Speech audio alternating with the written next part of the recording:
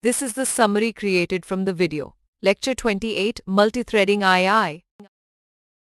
The video begins by introducing multithreading and demonstrates creating threads using the runnable interface instead of extending the thread class. It shows implementing the run method in runnable and passing it to a thread object to start execution.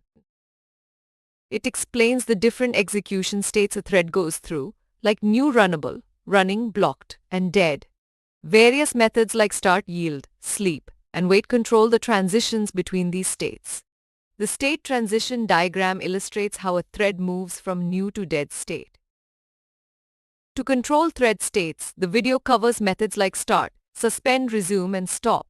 It also discusses sleep for pausing execution, yield for context switching, and how thread scheduling assigns runnable threads for CPU access based on priorities.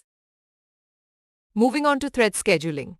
It differentiates between daemon threads running in the background and user threads that must finish before program termination.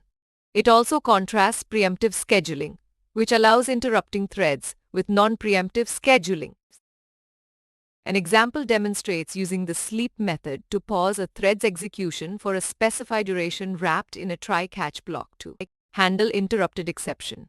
Multiple threads run in parallel, executing the sleep method intermittently to illustrate the concept. It then introduces the concept of data races, where concurrent thread execution and modification of shared data can lead to unpredictable results. This highlights the need for thread synchronization to control access to critical sections of code.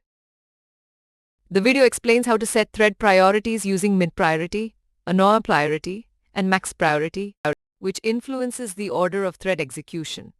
An example shows 3 threads with different priorities executing accordingly, with higher priorities getting CPU time first.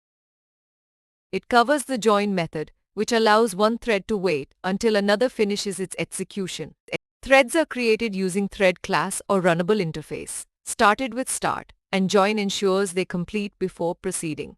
Further, synchronization is then demonstrated as a solution to data races by controlling concurrent thread access to shared data or critical sections. An example with synchronized deposit and withdraw methods in an account class shows the difference in results with and without synchronization. The importance of input-output management in Java is discussed, especially for Internet applications handling multiple inputs and outputs.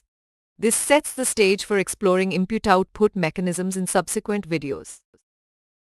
Finally, the key takeaways summarize the concepts covered, including multithreading using runnable thread state transitions, scheduling policies, sleep method, data races, join for waiting, synchronization for controlling access, and I/O management in Java. Please stay tuned for more summary videos.